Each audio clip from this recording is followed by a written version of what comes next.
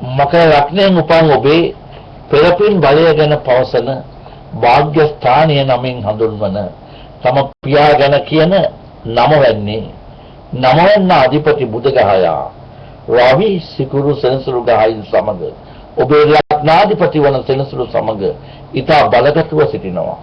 මේ අනුව විදේශ ගමන් අපේක්ෂාවෙන් පසුවන ඔබට සුබයි.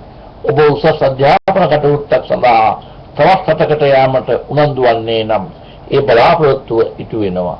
ඒත් ඔබේ විවාහක ස්ථානයේම විවාහ බාධාගෙන දෙන ප්‍රධාන ගහයා වන කුද ගහයා නීච ගමන් කිරීම අනුව විවාහ පැත්තෙන් අසුබදායකයි.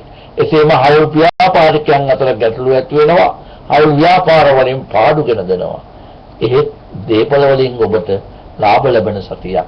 නව දේපලක් මිලදී ගැනීමට සූදානම් වූවා නම් එම කටයුතු පහසුවෙන් ලාභදායී යන්දමින් ඉටුවන සතියක්. එපමණක් නොව ඔබ මව්පාර්ශ්වයෙන් මෙන්ම ඒ මව්පාර්ශ්වයේ ඥාතීන්ගෙන් උදව් බලාපොරොත්තු වූවා නම් ඒවත් පහසුවෙන් ඉටුවන සතියක්. මේ සතියට ඔබගේ සුභ අංකය වන්නේ අංක 3.